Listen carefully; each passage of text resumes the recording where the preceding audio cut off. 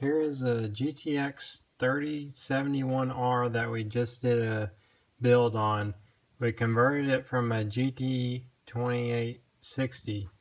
Now here's the GT2860, and the specs on the turbine is 47mm by 53.8, and it's a 9-blade. Then the compressor is 47.2 by 60. This turbo is very comparable to a small 16G. I would say it's good for about 350 horsepower, 400 max.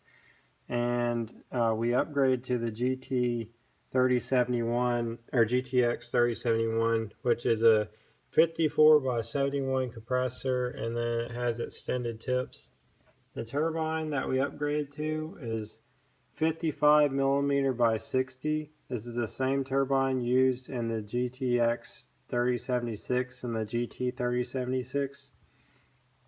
Now for this upgrade, I did have to make some tools, but here's my tools. This is a compressor housing mount, and then this is a turbine housing mount.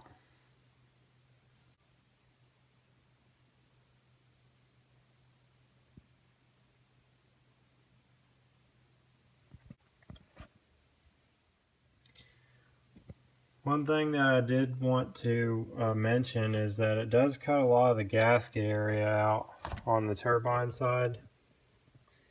So it does make it really thin back there.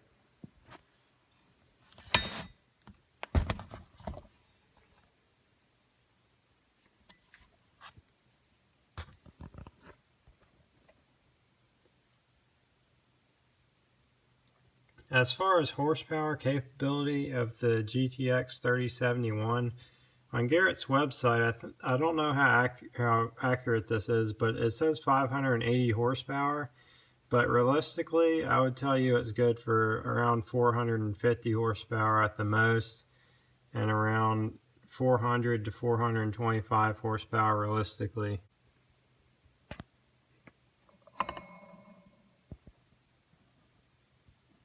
So I also wanted to get a comparison of the GTX 3076 compressor, and this one is 58mm by 76mm versus the 54 by 71 GTX 3071. This wheel is good for around the 500 plus horsepower mark. I would say 550 at the most.